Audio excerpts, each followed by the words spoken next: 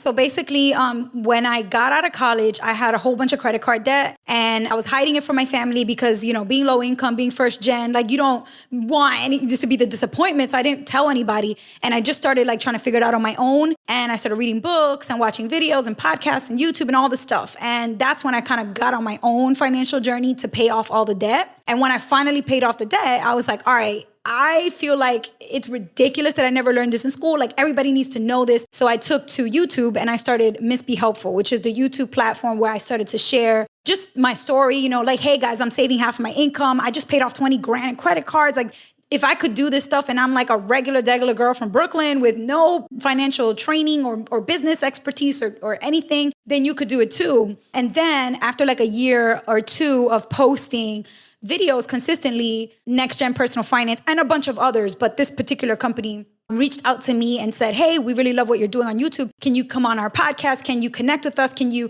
just sort of become part of the work that they were doing? And then eventually that led to a full-time position opening up. And the founder reached out to me and said, you're perfect for this job. I want you. And I was like, no, I want to be a YouTuber. I want to do my own thing. And he's like, no, listen, this is really perfectly in line with all the stuff that you're already doing. If you just like hear our pitch, I think you will love the role. And that's exactly what happened. I heard their pitch and I was like, I love this role. This is the perfect job for me. So kind of started with YouTube, me kind of doing my own thing, trying to figure it out. And then actually led to like a really cool, solid career path that's really rewarding because it lines up perfectly with my personal passions anyway. You're listening to ChooseFI Radio. The blueprint for financial independence lives here.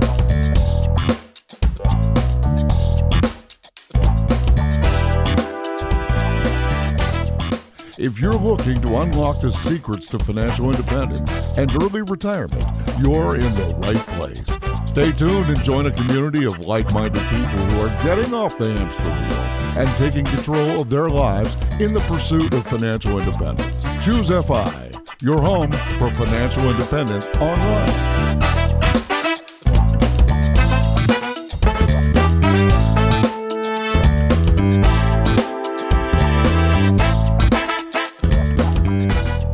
All right, everyone. Today we're going to be speaking with Yanely, also known as Miss Be Helpful to our following on YouTube. Also now working with NextGen Personal Finance, promoting financial literacy in classrooms across the country. It's going to be a fantastic conversation. I think as a result of this, you're going to see why, drawing from that inflection point, that crossroads that she hit, digging her way out of incredible credit card debt.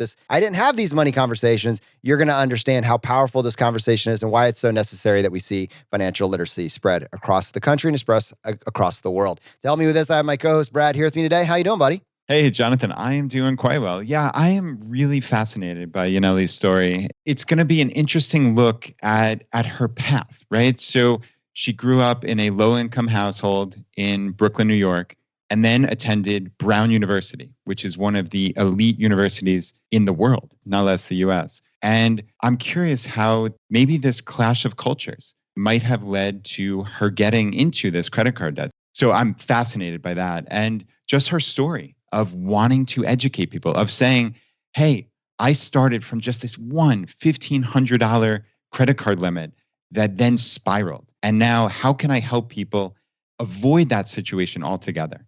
So with that, Yanely, welcome to ChooseFI. Thank you. I'm so glad to be here. I have seen y'all everywhere. I'm like, I can't believe I was invited to be on the show. Well, we are glad you are here. Exactly. We're going to go before the credit card debt. So Brad was mentioning you grew up in Brooklyn, New York, and you said there was a lack of money lessons. Like, how did that manifest? What was your relationship with money? What did you see, your parents, how did you see them interacting with money? What were the money lessons that you took with you as you went to Brown University? Just talk us through a little bit of that storyline. Yeah, well, I think the biggest thing that I remember was there was not a lot of money. So there really wasn't a lot to talk about when it comes to money because there wasn't a lot of money. And the biggest thing for me was when we did happen to be talking about money or there was sort of something was going on with money that created tension in the house, it was always negative. And it was always because my father didn't have enough money to cover everything that he needed to cover: rent, the bills, the food, school bills, school supplies, anything like that. And so usually that's when tension got really high, things were really bad. And then if there was ever a positive time where we were in a good place with money, it was probably because my dad hit a lotto number that paid him a little something, or maybe he went to Atlantic City and hit like a little jackpot, a couple $100, and he was in a good mood and he maybe like gave me 10 or 20 bucks. And I was like, oh yeah, like I'm rich, So I think those are like my memories of early childhood with like, very small amounts of money. But I do think that one of the things that my father did instill in me, which is really good, is he always thought like, you never want to have like a loan or a debt to somebody else. Like if you owe a person money, you want to always come out clear. You want to clear that debt. You want to make that whole, right? So like if you borrow money from your friend, from your cousin, from your uncle, you always pay them back. And the funny thing is for me, that did not transfer over to institutional lending and institutional borrowing. Like I thought of it like very literal. Like if I borrow money from my sister, I must pay her back. And I never transferred that over to if I borrow money from a bank, I must pay them back. So it's really interesting how everything was very literal in my mind growing up. And I didn't really have the connections between the real world that I was living in and like the financial systems that we operate within. So for me, that didn't happen till much later. And maybe people might laugh at the thought of that, but I think that's actually very common in, neighborhoods like mine and probably even different communities all across the country, because people just don't often make connections between real world lived experiences and what's happening, in terms of like applying that to what's happening in the larger system. Yeah, I certainly do not think that's anything to laugh about. I think that is quite common, right? There's no financial literacy education. And I mean, you get, like you did, at 18, 19 years old, you get that first credit card and it's, wow, I've never had that much money in my entire life, right? Exactly. And what do you do? You go and spend in many cases, right? Yeah. And the funny thing is in my mind, so the reason why I got a credit card at 18 was because I just didn't realize how expensive school was going to be. When I got accepted to Brown University, amazingly, as a blessing to me, that it came with a scholarship. So I actually got a full scholarship to Brown University. That in my mind, that meant that I wasn't going to have to pay for anything. I mean, I'm going to go to school for free. For 4 years, I'm going to be there and I'm never going to have to pay for anything. That's the message that I got. But when I hit campus, I realized, oh my goodness, how am I going to pay for these textbooks? I need a laptop. I need to buy things for my science lab class or for my art class that requires all these expensive art supplies. A canvas and paint and brushes is not cheap, you guys. So like all these classes I was taking and ended up coming up with like extra costs that wasn't in the tuition and the room and board and the standard like meal plan. Those things I had covered, but all the other things that came up, I didn't account for. So I ended up getting a credit card. And the funny thing is the story that I told myself, the narrative that I told myself was, I'm going to do this myself. I'm not going to borrow money from somebody because my dad taught me not to do that. So instead of calling my family and calling home and saying, can you guys send me a couple $100 for my textbooks? I'm going to figure it out on my own. I'm going to get a credit card that has my name on it and I'm going to pay for it so that I don't have to borrow money from someone. So it's just so funny. The lack of real, true understanding of financial literacy can really lead you astray in a way that's so terrible because you think you're on the right path.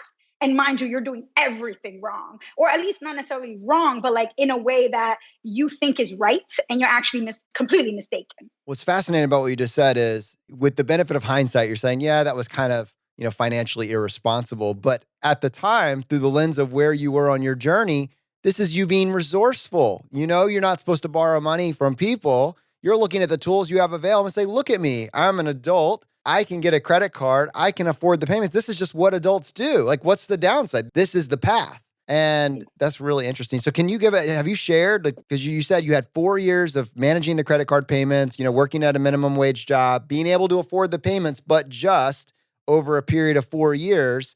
So kind of like cash flow in your life on a payment basis. What was the credit card debt that you came out with after graduation?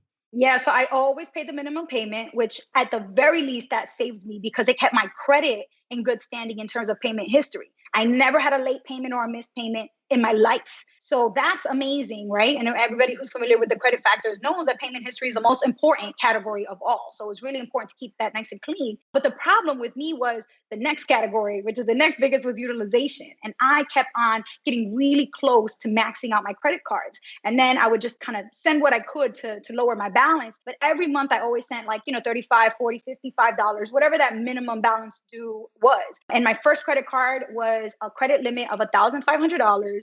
And then the next one was like $5,000. The next one was like $7,000. And it just sort of kept extending more and more credit to me, which in hindsight is like, how the heck does that even make sense, right? This kid maxed out her $1,500 credit card. Let's give her a $5,000 one. but that's what happened. I kept applying for another credit card and I kept getting accepted with higher limits. And that helped me at the time, to finance things that I needed, but also things that I wanted. That's when it got out of control, right? Because I went from getting my laptop and getting my textbooks and getting science lab supplies to getting a new dress for every party, new shoes for every event, and getting Starbucks and getting movie tickets and concert tickets. And that's the stuff that I just kept piling on so that I could, keep up with this lifestyle.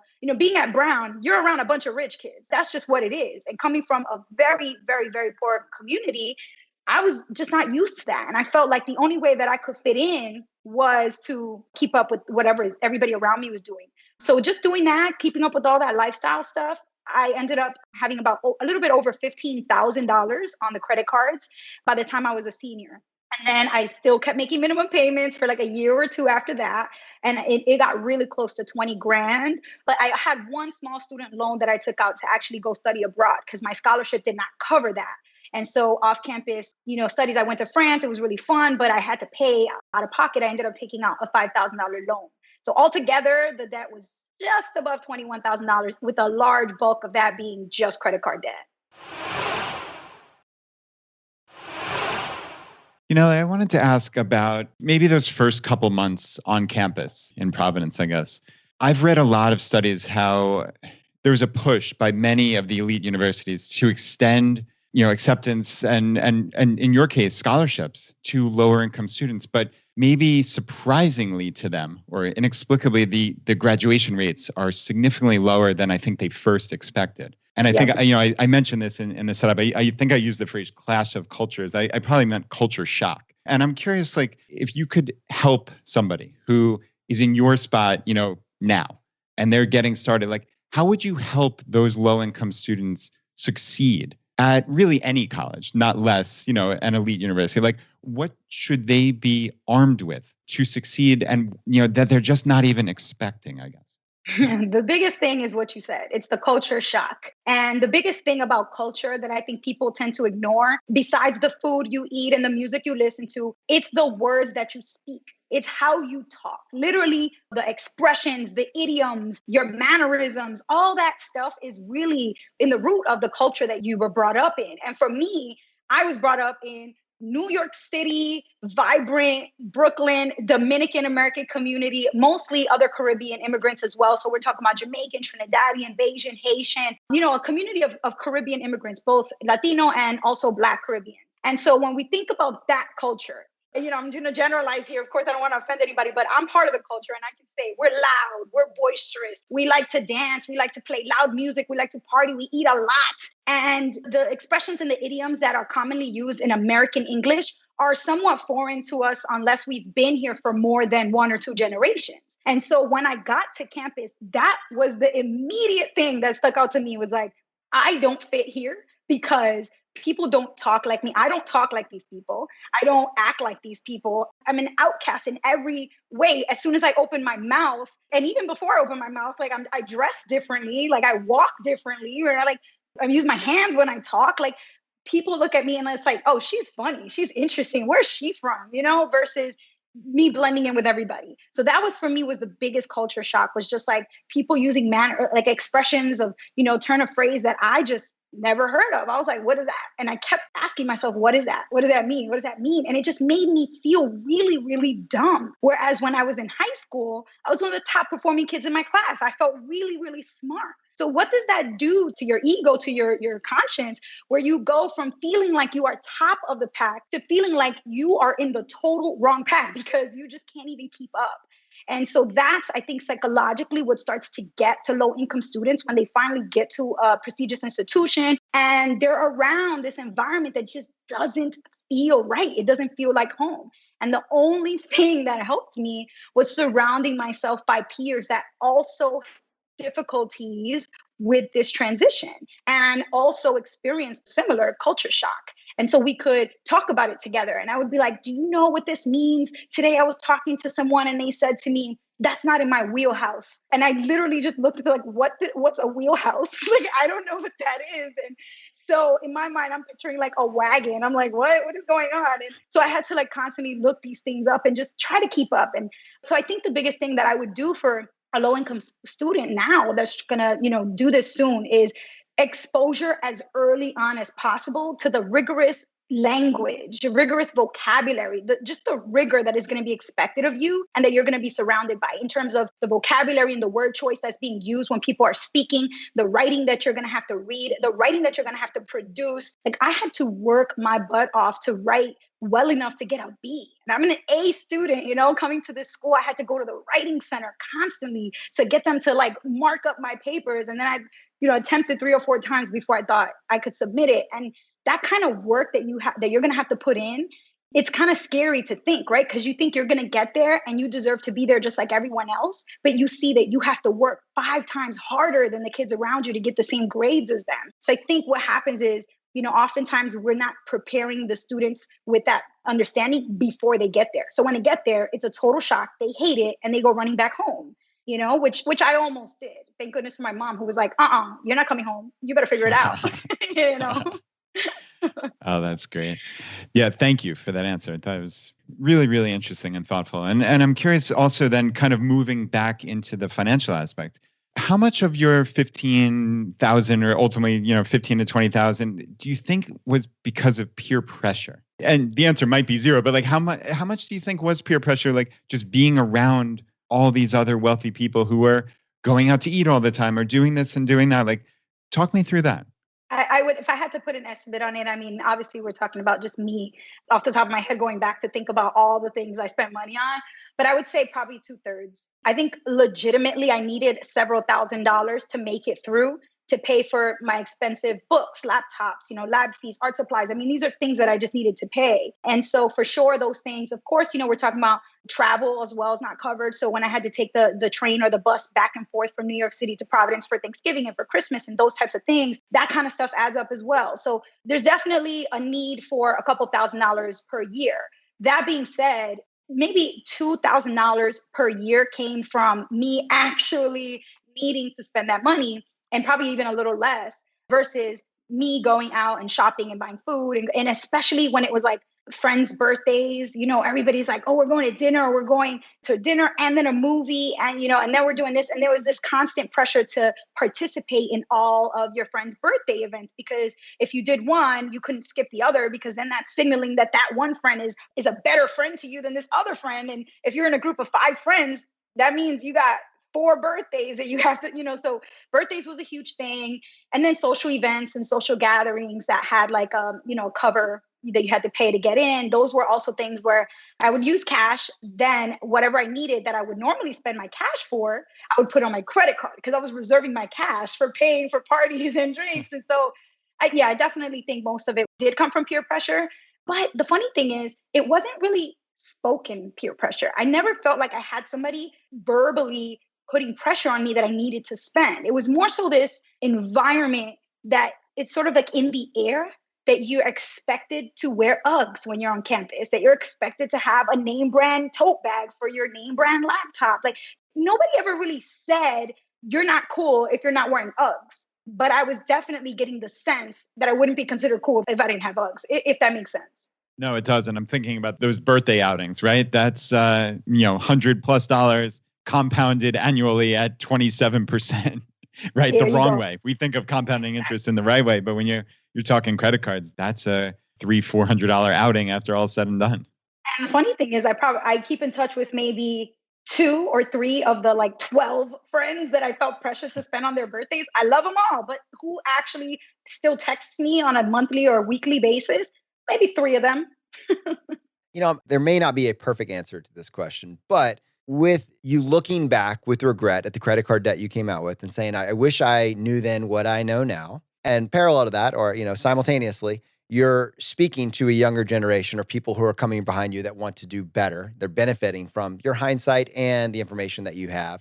What is the best practices here? Because I do think that in many cultures, many communities across the country, almost all, college is still perceived as the way out. It's the gatekeeper to a better life. If you get through college, you graduate college, and there's some pushback on this because a lot of students are coming out with such significant student loan debt that they're getting, they're just trying to get back to a net worth of 0 in their 30s and 40s. So there's some legitimate pushback on that. But in general, the perception in many communities and cultures is that college is the gatekeeper for a better life. But the kids are being ill prepared for that early version of adulting, and they're feeling the exact same peer pressure and they're not really knowing how to navigate that. So for someone from a lower income community that did, because they were just crushing it, they were that top of the class, they got the full scholarship, they got into school. In your mind, looking back, what is the best practices? Is there any tips or strategies, any resources for those individuals that will not make this easy, but make it easier? Yeah. I mean, I think for sure the thing that comes to mind is that there is a certain level of grit that you need to be able to have to survive in an environment that is not your comfort zone. You got to have grit. If you're not a gritty person, you're going to give up. You're going to give up 2 weeks in when things just feel really weird and uncomfortable and awkward. And after a couple of really weird interactions, you're going to just, you're going to, go running for the bus home. And so I think that you have to really be real with yourself and have a really high level of self-awareness. Do you have the grit that it takes in an academic and social sense? So academically gritty, like your grades are where they need to be. We're talking top, 10% of your class. And on top of that, you have the social grit to withstand a lot of the pressures and also survive in an environment that really doesn't look or feel anything like your home environment did. And if you really can, if you feel like you can pass that test, then that is probably the type of student that is going to thrive in an environment that, most people like them probably don't. And so I feel like for me, I did have that. I had that grit. And I'm glad that, that was instilled in me early, that like adversity came my way and I was able to really learn how to tackle it in a way that I could still balance my mental health and my sanity and all that kind of stuff. And I think the problem is not enough people are talking about grit. So just because you have straight A's and just because you can qualify for all the scholarships in the book doesn't mean that you have what it takes to survive at one of these elite institutions or even maybe a regular college that maybe isn't considered prestigious or elite, but, can get you a really solid degree. So I think for me, we have to be talking to kids about that and getting them to self-assess and figure out where am I on the grit scale? Because if I'm low on the grit scale, then I should probably do trade school because it's quicker and can lead to a pretty decent income pretty quickly versus something like 4 years of college. And then depending on what you want to do after that, maybe will require 2 years or some extended form of study. And so I really do think we need to be talking more about that for sure. Yeah, agreed. Grit is enormously important. And you are then at this inflection point, right? So you're graduating college, you have this significant debt. You're making maybe these easy choices, right? And that's probably not the gritty person that you are today or that you had hoped you would be in that situation, but you get to an inflection point, right? And you had this choice between continuing this easy lifestyle of credit or, as you say, breaking the cycle of poverty. And I'd love to hear what changed? Was there a flip that switched? What was it that caused you to change? I think it's literally those words you just said. To me, I never thought about it until I got back home that there was a cycle of poverty, that this was actually cyclical and that it was being passed down from generation to generation to generation, unless, somebody pointed it out to me. And so the funny thing is, once I started reading books about money, I noticed that the books were describing what I was living. The books that were describing cycle of poverty and generational poverty, I was like, wait, my grandparents grew up in rural Dominican Republic, born and raised and died there, and they were poor their whole lives. My parents grew up poor, came to America, depended on government assistance, are still, pretty low income. I mean, they're low income and are dependent on a Social Security check for income. And even that is not enough sometimes to really cover everything that they need. Most of the time, it's not enough to cover it. And then, so now here's me, this third generation from, what I've described. Am I going to continue that? Or am I going to be the one to say, okay, no, I'm going to be the one that's going to shift the trajectory of our family in terms of wealth. And so once I started thinking about it like that, I was like, okay, so I got a choice, basically. I got a choice to make. I could continue to swipe my credit card left and right and get the things that I want and need and look really cute on Instagram and Snapchat and all the things and have all my friends think that I'm so fabulous and really just continue to rack up debt really at the end of the day and not have a positive net worth or even maybe a high net worth. Or I can choose the alternate route, which is to smash my debt as aggressively as I possibly can and get on the wealth building train where I'm actually increasing my net worth and chasing as high a net worth as possible within reason, given my life circumstances. And in doing that, breaking the cycle of poverty. And so for me, I was like, okay, it's a clear choice. Look cute on Instagram or break the cycle of poverty. like the weight of generational poverty on my shoulders was like, okay, I'm sorry. There are not enough hashtags in the world to convince me that Instagram would be the right choice here. And that's what really hit me, that it was something bigger than me. Wow. Something bigger than me and the wealth building train. I think we've got a new phrase that hit me hard, Jonathan. Yeah. This is amazing. All right. So let's talk about that. So first of all, you mentioned I was reading a lot of books and I realized they're describing me. What book spoke to you in such a way that you took action? There's information everywhere. Information is ubiquitous, but you took action. What was it that flipped that switch for you? So the book that's coming to mind is The Millionaire Next Door. That book was literally mind blowing for me because what it described, basically what in the book actually really resonated with me was the interviews. There were tons of interviews with millionaires who actually were not born into a family that would be considered a millionaire family. Like this was the first generation. They became a millionaire from one generation to the next. So that in itself says, okay, so it's somebody like me who didn't come from wealth, who didn't come from a family with millions of dollars. And somehow they, from one generation to the next, became a millionaire. So what do they do? What are their habits? What is their mindset? And especially when it comes to their finances, how are they spending their money? And so the interviews were like simple questions like, how much money would you spend on a watch? Or how much do you typically spend on a nice suit? What kind of car do you drive? And for how long do you keep that car? Things like that, right? I was like, okay, they're going to have some diamond-studded watch because millionaires have all the fancy jewelry, all the fancy watch. They're going to have a fancy car. They're going to have an expensive, like Armani suit or something like that. Because you're on Instagram. You know what all the millionaires have on Instagram. Look at them. And TV and Instagram and YouTube, all the things, right? If I see another YouTube ad that starts with, I just got another Ferrari and this is my house and my pool, I'm going to be like, oh my God, like, please, no more of those damn ads. But, for me, the thing was, that I started to realize that the questions that were being asked, I was anticipating a certain answer. Like I had these preconceived notions of millionaires, like you said. But once I started looking at the answers, these people were like, I would never spend more than $30, $40 on a watch. Why would I, right? As long as it works and it's and it's good quality, it's gonna last me a long time. I would never spend $400 on a watch. That's ridiculous.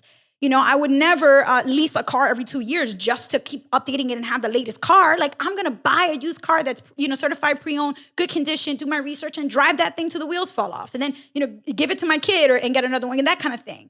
And I was like, oh my goodness, this is not the picture in my mind of a millionaire and how a millionaire would describe their life. And so that is what opened my eyes to the fact that I needed to completely shift my mindset. Like there is no way that I could continue to believe the things I believed about how rich people look and how rich people act and how rich people talk and how rich people dress and blah, blah, blah. Like if I was going to actually be able to have a chance at building wealth and having a healthy relationship with money, then I was going to have to completely wipe my mental slate clean and start with fresh new beliefs and thoughts and ideas about money and how it works. Yeah, it's amazing. I think I read that book when I was pretty young also. And I realized like you can either look wealthy or you can be wealthy, right? That's right. For most people, unless you make obviously an insane amount of income, but like even a $200,000 income can go pretty darn quick if you've got the big fancy cars, like you say, the watches, the super expensive house, like it goes quick and you might make a nice income, but you might not be wealthy. Right? That's right. And in that book, he actually has, or I believe there's multiple authors, they actually have a terminology about wealth building. So it's aggressive accumulator of wealth is AAW. That was just like in my mind, I was like, wait, what? How can I become an aggressive accumulator of wealth? I want to do that. That calculation is tricky. Have you hit it yet?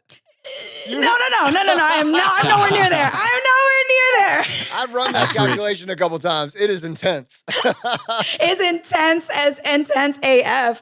But like for me, I was just at least that idea that this is something that exists. This is a concept that a lot of people are out there aspiring to achieve. And so, even if I can't hit it, I can try my best, right, to get as close to it as possible, even if that's, so far from it. But I'm working towards it. I'm trying towards it rather than settling for whatever the heck I thought I was supposed to be doing before.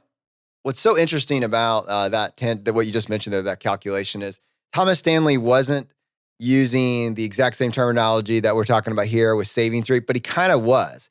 He was saying it's not how much you make, it's the percentage that you save. He was putting the emphasis on that. So if you make a ton but have nothing to show for it, or you're saving the same amount that someone that's making a third of what you make could save, great, congratulations, you're still not building wealth. You have figured out a way to make your life cost 4 times as much as this individual, and it's going to make it even harder for you to build wealth long term. So in many ways, before I was really looking at things through the lens of FI and savings rate, my first iteration of that idea was that calculation. We'll have it referenced in the show notes. We don't have the formula here, but basically it was saying it takes a look at like 2 or 3 different things: your age, your actual net worth, and your income. I think those are the 3 factors. And then it gives you a target based on that.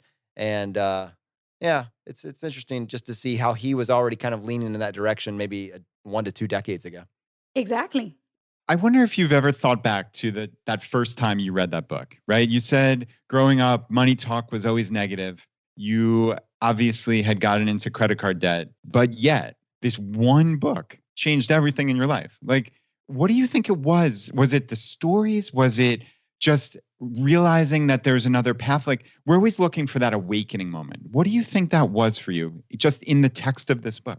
Yeah, I think it was just that this core belief that I had, which is that, money and riches are directly associated with what you wear, how much you spend on what you wear, the car you drive and how you look, like if you have a Gucci belt, all these ridiculous things I grew up believing, and of course a lot of these things are because of I grew up in the hood, like in this environment where people blow their paycheck on the latest iPhone, even if they're not going to have enough money to keep the lights on in some cases. And so I think, and obviously that's not in all hoods and all communities that are struggling. Like I think that a lot of times that's not the case, but there is a high threshold of that type of spending where it's like not super financially savvy, but there's this pressure to do what you can because, hey, life is rough and, getting a Gucci belt's going to make you feel better. Go for it, right? And you're going to look really cool and it's going to make you feel like you have achieved something and that you have, you are successful in this, in this social status and financial kind of area, even though you're really not pretty high in terms of finances and social status probably. And so for me, I think that's what people are chasing. So I understand it. But when I believed those things, I never imagined a different route. I never imagined that there was this alternative. And so once I read that book and I heard actual millionaires, like I had never heard an actual millionaire talk. Like, I probably, besides like watching people on TV, never actually sat down to listen to a millionaire answer questions. And let alone somebody who actually became a millionaire from one generation to the next. This is very different from the types of millionaires that kids are seeing on TV and on social media now, which a lot of them were spoon-fed and, just were born into wealth. And so really watching somebody sit down and answer questions that talk about how they have strategically made money decisions with a very clear goal in mind, like I was like, oh, that's what I need to be doing clearly. And so I think it just took me through to my core and just shook me because everything that I believed was being completely turned around and flipped on its head. And for me, that was a little bit jarring. And I think for me, it was kind of like an awakening of like, oh my goodness, what else is there that is the total opposite of what I've believed my whole life? And that is a legitimate and valid way to live your life. Like now I want to explore all these things. And so it just really opened my mind a lot more than I think even 4 years of college did for me. You said what else is actually a great kind of setup for this next bit, because I know when we were talking offline, you mentioned that you had just hit ChooseFI. Now, FI is something that wasn't in your purview, wasn't in your worldview, Right. 5, 6, 7 years ago. And now you've hit this incredible number as a result of this awakening. Talk to us about the introduction of this idea of financial independence and like what it meant when you had this realization that this is attainable for you, what it did to the next steps and the actions that you took from there. Yeah, well, I think the first thing that I started doing was immediately maximizing everything that I was doing with investments. So before I would just put whatever I could into as a teacher, I had a 403B. I would just put, 7% into my 403B. And I thought, oh, great. Okay, I'm investing. I'm good. I'm doing something besides Social Security, for my retirement.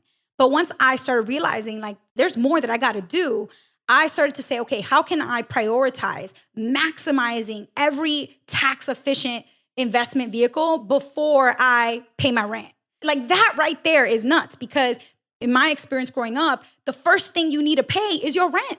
You don't want to be evicted. You don't want to be kicked out of your house. The first priority is rent and food on the table for your kids.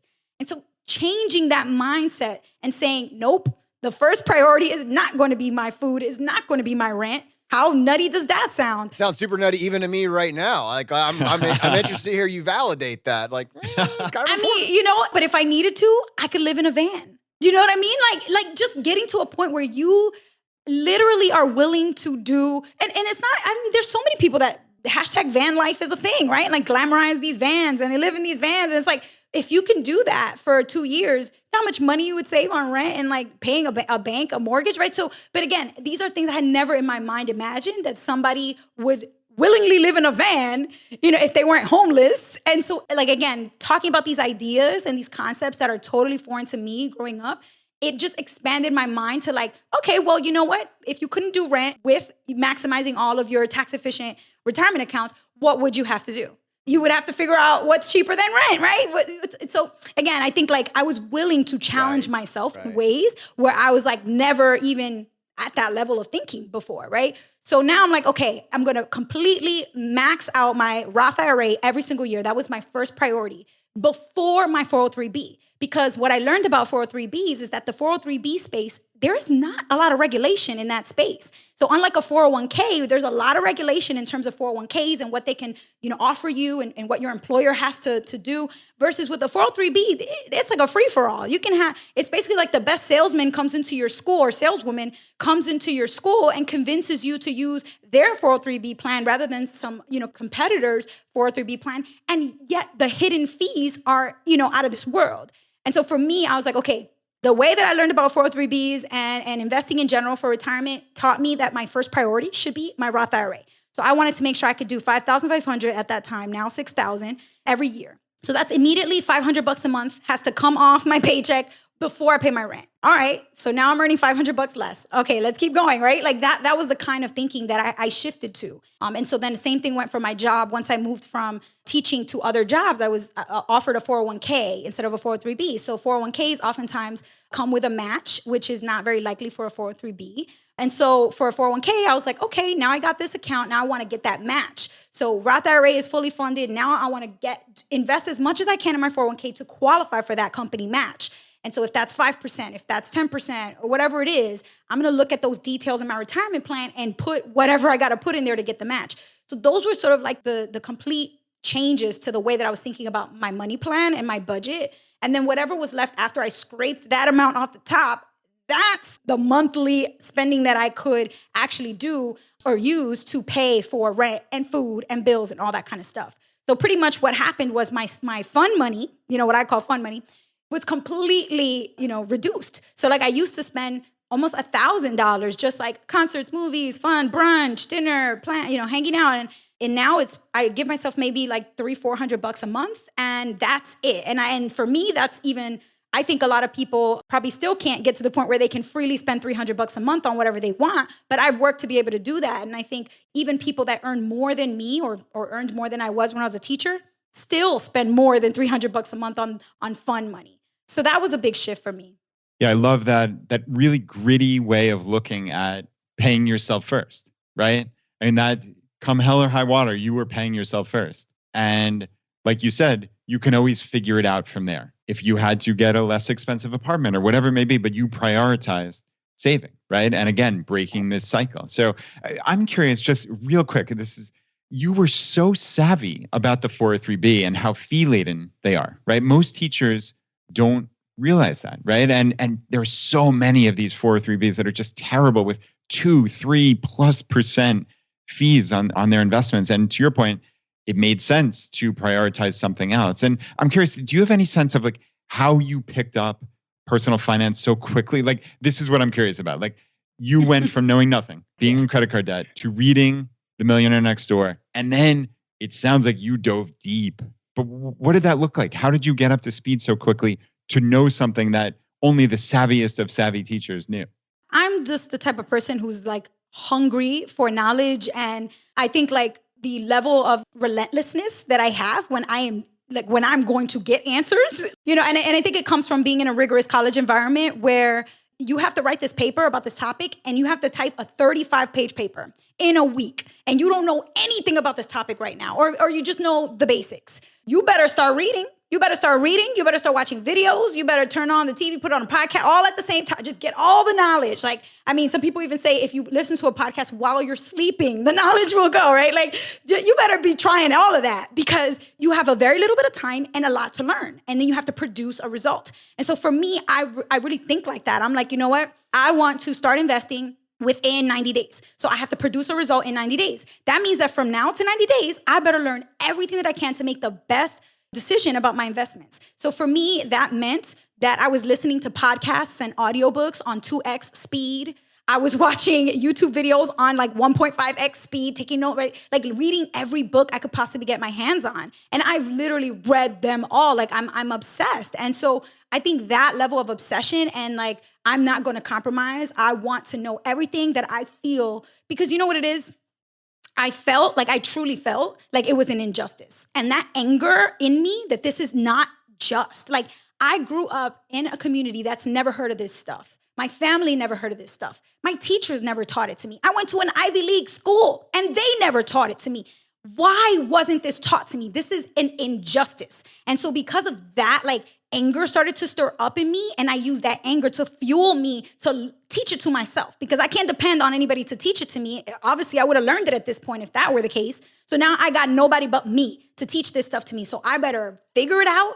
And even if it's confusing, I'm going to Google every word that I've never heard of that I don't know. Even if that means I have to stop reading every 2 minutes, I'm going to do it, because I need to understand what's going on with my money. And I want to be an agent of change for myself. And I want to also be as informed as possible, which means I can't just, like, my old mentality or my former mentality was that I would sit down and ask somebody. Let me go to an expert and let me ask them, hey, why don't you tell me what I should do? And then I'm going to take their advice.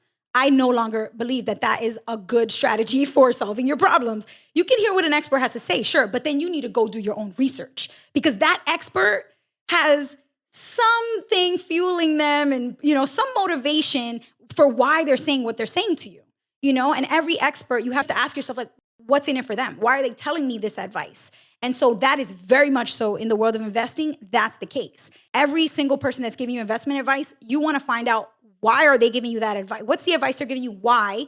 And who's it coming from, right? If they're a fiduciary financial advisor, great. Then they have an obligation to tell you what's best for you based on your goals. But if there's some fee-based or fee whatever, you want to make sure that that's not the case. You want to make sure you're listening to somebody who has no ulterior motives. They're not getting some kickback. They're not getting commission. They're not getting a free vacation if they hit this much level of sales for this mutual fund. Like, that to me it felt so dirty and so wrong. And I think, again, all that like anger is what fueled me.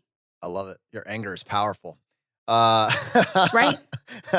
I think what's incredible about this is you went from, it's the injustice. Why did nobody teach me this in school? In all my schools, at all levels, to I'm going to solve this for myself, to I'm going to solve generational poverty. I'm going to break the cycle of generational poverty, to in my late 20s and my early 30s, I've reached ChooseFI. And I'd love for you to define that term for people, because I think it's you standing at the top of that Philadelphia stair steps, a la Rocky, and just doing that dance. It's like, this is it. This is the culmination. FI is great, but this is the culmination of generational poverty being broken. So I'd love for you to break that down for our audience and tell us what that means and practically, and then what it means for you. Yeah, absolutely. So basically, when you do any type of FIRE, your goal is to really try to challenge I am going to wait until I turn this age, and then I'm going to retire at the age I'm supposed to with X amount of money. And I think, challenging just what retirement means and when you're supposed to retire is the basis, the premise of this, right? And then so when it comes to ChooseFI, it's a specific type of challenging, typical retirement notions with, I'm actually going to hit a point where I have invested enough money that even if I never invest another dollar again, I will still be a millionaire when I turn 65, the quote unquote retirement age, right? And so for me, that means that I need to have aggressively invested for the past 5 years, 6 years, which I have been, so that I could hit close to $250,000. So that was my big goal. I haven't hit 250 right just yet, but I'm about to, and I'm on track for December of 2020. And I think that for me, it basically means that now I don't have to worry about retiring with dignity. When I look at my dad who's 70 years old, I'm like, dang it. I really wish that I was in a position right now where I could make sure that my dad retired with dignity. But he started way too late. He started saving money just a couple years ago when he realized that he didn't have enough to retire. and working the types of jobs that he worked as an immigrant with limited English speaking skills, he was offered jobs like cleaning jobs and, cooking in the back of the kitchen and, washing dishes, making pastries, driving a taxi cab, custodial work. So these are the types of jobs that are not your formal 9 to 5 at a desk with a 401k. So my dad never had that. So for me, I feel like I have to take advantage of my 401k. I have to take advantage of the Roth IRA. It's something my dad never had an opportunity to invest in. So by just putting so much money in there, as much as I could for the past couple years, now, even if I never invest again, I'm still good. I will be on track to hit $1 million in my retirement accounts cumulatively by the time that I turn 65, which is really great because now I know that I can sleep at night knowing that all I have to do is cover the basics of my day-to-day spending and monthly living. And then I'm good. I want to make sure people hear this because you put emphasis on it, but it's like basically, if I never save another dollar again, if suddenly I decide I'm not angry, everything's okay, I'm going to go back to my old Instagram habits and just spend everything I make. Is there any universe in which this individual that we're talking to right now isn't going to keep getting better, isn't going to keep figuring out how to optimize the equation further? The reality is, as a result of the decisions that you made up to this point and are continuing to make, you have locked in a multi-million-dollar future for yourself. You are the millionaire next door. Yes. I love that. I love that. That's right. Hey, I wanted to ask you, you said agent of change, and that phrase really stuck out to me. So you said at first you wanted to be an agent of change for yourself, right? Clearly, that's where it has to start. But obviously, it's gone farther than that, right? This ultimately led to your YouTube channel, which is successful. But where did that agent of change go directly after it was for yourself? Like, did you start talking to family, to friends? Like, where did you go for that next step? Yeah, naturally it was friends and family. But I think people are going to hear you when they have personally hit that point where they're ready to hear you. And my family and friends weren't there yet. So they were just like, oh my goodness, shut up. We don't want to hear you talk more about investing and saving money and the stock market and index funds. We don't care. And I was like, okay, so if I can't stop talking about this stuff, I need to find an outlet where I can talk about it and people will want to hear what I have to say because my family is just not feeling it. So for me, that was YouTube. I just started the YouTube platform because I wanted to share and I wanted to talk. And I figured somebody else is going to come on, watch this video and comment, I love this. This is index funds nerding me out too. And so I figured that would be a good way to kind of participate and even create just my own community around personal finance. But it actually led to me actually thinking deeper. I was a classroom teacher and I'm like, okay, so here's this cycle, a different cycle of poverty. A different cycle of there's a lack of something, right? And it's just going to continue, right? From one generation to the next was my teachers, they never learned about personal finance in school. I sat in the classroom with them. They never taught me about money or personal finance. Now I'm a teacher and I spend my time teaching kids about all kinds of things. Reading, writing, phonics, phonemic awareness, grammar, spelling. We do all kinds of quizzes about social studies and where the different continents are and all the different countries in the world and all this stuff. And nowhere in the curriculum do students learn about money, at least not in New York where I live. So I was so frustrated by that. I'm like, okay, well, I figured out this cycle that I'm ready to smash with my personal finances, but what about the educational component, financial literacy? That is also lacking in, being passed on from generation to generation. And so that for me was like, I need to figure out a way to change that. So when I found out about this organization called NextGen Personal Finance, they reached out to me. They wanted me to come on their podcast where they talk to teachers about money and personal finance so that the teachers actually have the knowledge and skills to then teach it in the classroom, whether that's high school or middle school. And so I was like, wow, oh my goodness, you guys are actually doing this work that I really want to do. And so why go off and create something new when I can, participate in the work that you all are already doing? And so the mission actually of the organization, and I've formerly been on staff for 2 years now, where I've been working full time there doing educational outreach. And so the mission is to make sure that by the year 2030, every single student in high school in the United States will have on their class schedule a full semester of personal finance before they graduate. So that is huge because it means that the next generation of Americans, really, because when we're talking about the public school system in America, we're talking about the next generation of Americans, that students going to school in the next generation are not going to be able to say, man, that's a class I wish I had. I wish instead of drawing parabolas that I was learning how to file my taxes, that I was understanding the difference between a traditional savings account and an online savings account. that these things that I'm going to need to be able to use every day in my life once I start making money are actually taught in the classroom. And so that's actually what I feel like I gravitated towards because of my formal training and teaching, having my master's in education, that kind of thing. But also because that's where I found that I could make the most impact.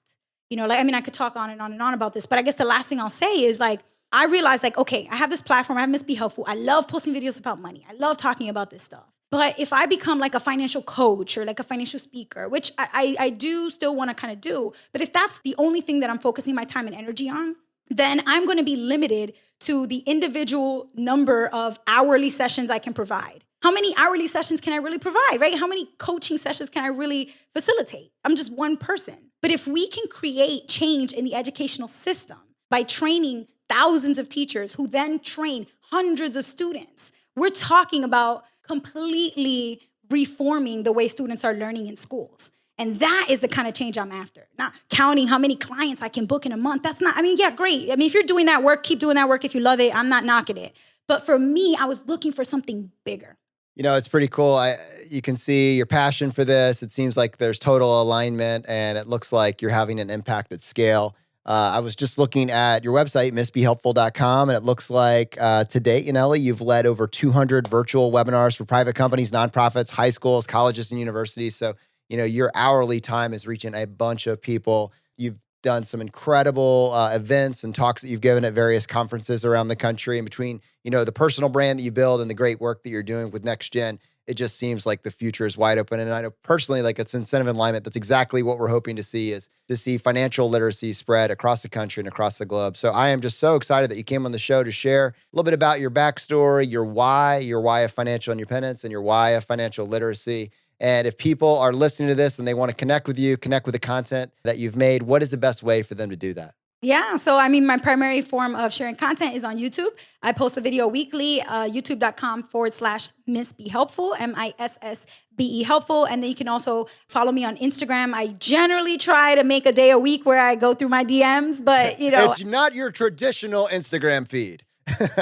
No, you know what it is too? After 10,000 followers, you get so many DMs. It's okay, this is a full-time job, just responding to DMs. But definitely shoot me a DM, because I do set aside a day a week to go through and see if there are really juicy questions that I feel I wish I had, somebody send me a resource about that. Obviously, I'm not giving financial advice. I'm not a financial advisor, but I do share educational resources. I'll be you need to check out this book, or you need to read this article. So that's the type of stuff that I share. Awesome. Yanely, thank you so much for coming on the show. This has been fantastic. Thank you.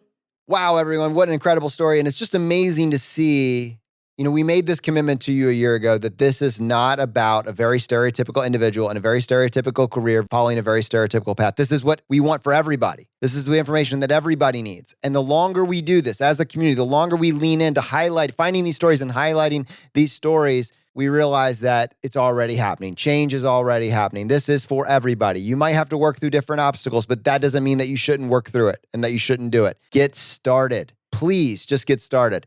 And if you're interested in what resources we can offer to help you on this path, let me encourage you, just go to ChooseFI.com/start. We've put everything there for you to make it very easy for you to on-ramp to your own path to financial independence today.